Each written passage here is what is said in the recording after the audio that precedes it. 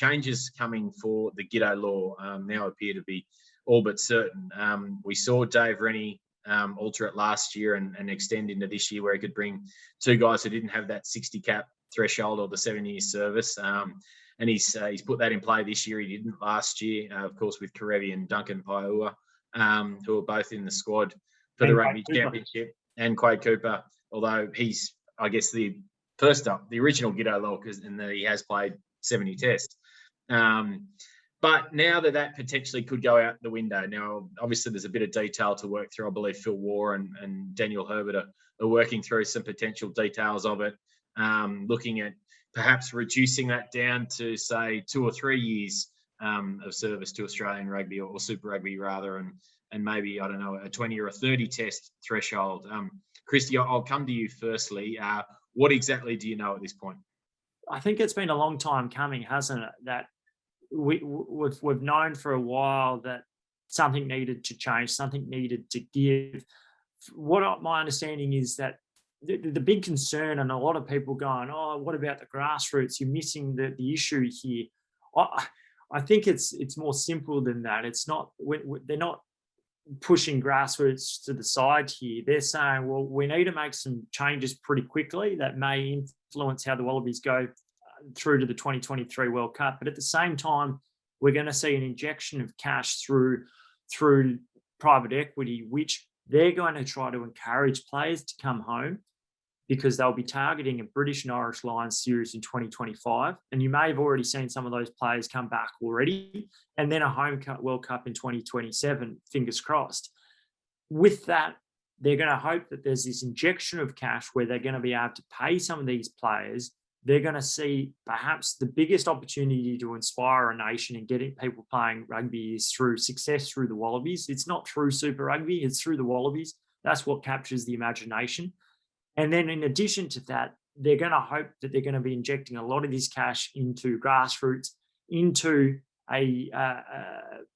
it hasn't quite been formulated how they want to do it, but in the Western Sydney, in the Penrith region, which is about to lose the Penrith Emus in its Shute Shield area, they're definitely going to be targeting areas out there to try to get players through the system and somehow fix up the pathways there. I know that for a fact, having spoken to the chair yesterday. So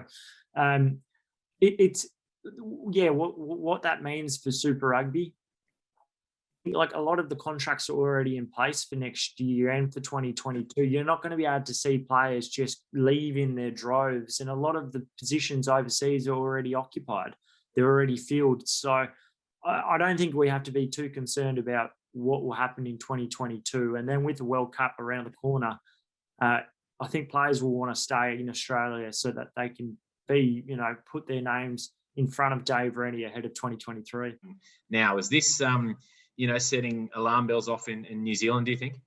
I think it'd be a major concern. Yeah, you mentioned that the record of the Australian teams there, and I think there's a fairly overwhelming belief that there's not the depth already to sustain 5 teams. And I know there's been various discussions back and forth about that, and this puts that at further risk. And I think if you look at South Africa, who have a great depth of talent, you look at their domestic sides and how much it's weakened those teams since they've opened up the rule to select from overseas. So yes, it might have worked for the Springboks, that they won the World Cup by selecting a number of those players from abroad, but the competitiveness of their Super Rugby teams in their new competition up north, but also when the British and Irish Lions were there, they were just complete blowouts, So it's basically a development breeding ground of, high school players progressing straight to these teams